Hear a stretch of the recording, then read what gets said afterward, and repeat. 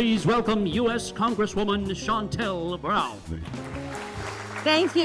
Thank you, thank you, thank you, thank you, thank you. Thank you. Please be seated. Oh, my goodness. So today, I am pleased, privileged, humbled, and honored to be here with you this evening. I have the tremendous responsibility of introducing and presenting to others a woman who really needs no introduction.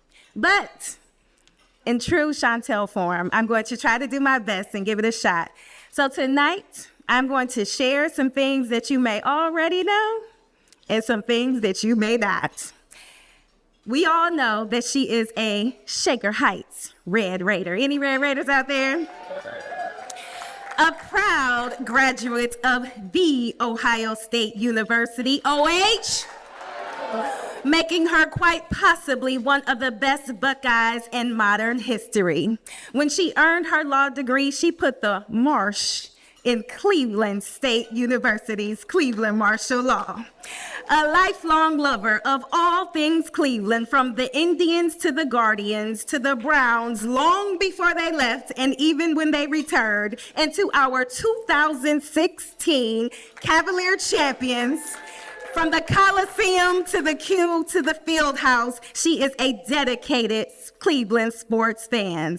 From corned beef and cabbage on St. Patrick's Day to Mally's delicious, delectable chocolate treats any day of the week. She is a lover of music, and dare I say, she put the rock in the Rock and Roll Hall of Fame and the great in the Great Lakes Science Center. A trusted trustee, a bodacious board member, a prolific prosecutor who profoundly protected people while persecuting their perpetrators. A luminous legislator, brilliantly bringing forth policy to uplift the people. As head of HUD, she helped more than 2 million families stay in their home. She served over 1 million people experiencing homelessness, and she helped 250,000 Black homeowners purchase a home with an FHA mortgage. And she has, go ahead, give it up. She has always been about results, not rhetoric, solutions, not soundbite, headway and not headlines. And she has never been afraid to get into good trouble. And just like a zipper, she can get you together real quick, y'all. She's a world traveler, collector of fine art, a rum connoisseur, a devoted daughter, an awesome aunt, a collaborative cousin, a faithful friend. She is a leader's leader, a former mayor of my city, the friendly city of Warrensville Heights. My predecessor, former Congresswoman of the 11th Congressional District, chair of the 2016 Democratic National Convention, one of the past presidents of the Congressional Black Caucus, past and proud member of Delta Sigma Theta. Often referred to as the boss lady because she has a commanding presence, whether she is on the stage or behind the scenes. She's a friend to labor, supporter of workers' rights, committed to making sure that those she represents get more than their fair share. She tells it like it is. She speaks truth to power. She's a fighter for justice, and she fights like no other. A world-class fencer and a formidable bid whist player, a leveler of the playing field, a voice for the voiceless, a mother to the motherless, a woman of faith. You won't find her on social media looking for likes, but you can find her socializing in the city, receiving a lot of love.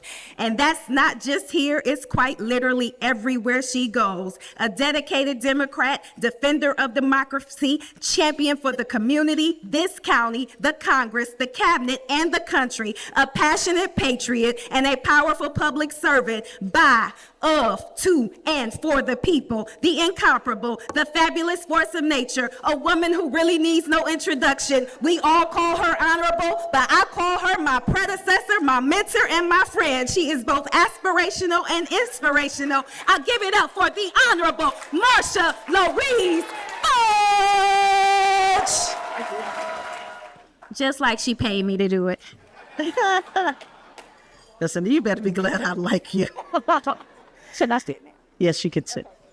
Thank you all so very, very much. I wasn't expecting all of that. I actually could go and sit down, but I can't. I have to say a few things. Thank you so much, Congresswoman.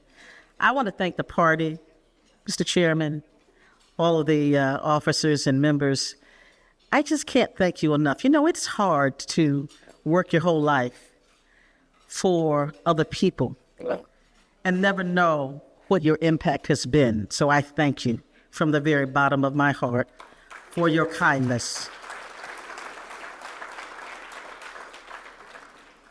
To the judges, you know, I think that today, as we watch the spectacle we see on television every day, that it is judges that stand between us and anarchy.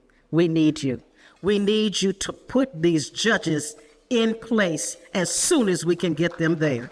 You know, in the last few days, I've had the opportunity to talk with the president and the vice president and the chair of his campaign. And I said to them, don't count Ohio out.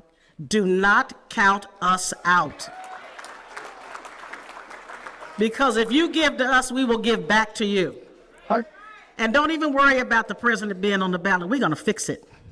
We are going to fix it, and he is going to be on the ballot in the state of Ohio. I believe that we are going to win. And so I'm going to say these very few words before I bring up my senator. It is time for Democrats to stop whining and complaining and woe is me and we can't win. We can win if you do what you are supposed to do. We can win. Victory is ours.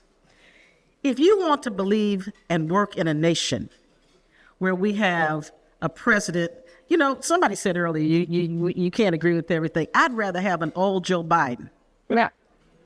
Who was making things happen, who was putting money into roads and bridges, who has more people on health care than have ever been on health care in the history of this country. A person who believes in freedom, not just of choice, but of expression. A person who believes that we should be free to read what we want to read. A person who believes that clean water should go in every school and every household.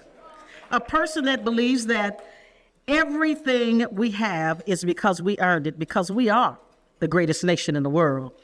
I would rather have an old Joe Biden than an old person who cares about no one but themselves.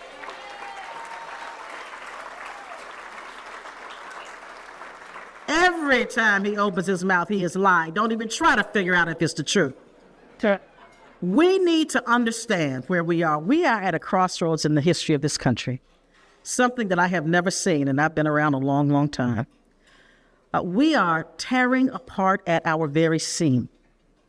If good people who care about this country don't put in everything we have, we will never be able to live in a nation that we are proud of again. This is our time, Mr. Chairman. It is time for us to show who we are. So let's put ourselves in a position to win. That means you have to tell it to every single person you talk to. You have to do everything you possibly can do and never whine. If you think that they are beating us, then you stand up, you straighten up your back, and you fight back. That is who we are. Hit them in the mouth. Just fight back. Okay. I want to now bring up one of the, in my opinion, one of the most effective senators in the U.S. Senate. Now, we all know Cher, but you don't know him like I know him. He was the chair of the committee that I reported to. He is the person that made sure that we could have resources for affordable housing. He's the one that makes sure we don't get cheated by financial institutions. He is the person who stands when nobody else stands. Well, there's a lot of labor in this room. Without labor, I never could have been the mayor, the congresswoman, or the secretary. So I thank you very, very much. Sharon is the voice of labor in the U.S. Senate. He is the voice. He is a voice we cannot afford to lose. So the next time there is a major issue, UAW, maybe it won't just be the President of the United States walking with you. Sharon has been walking with you a long time. So we all need to walk together. My senator, the Honorable Sherrod Brown.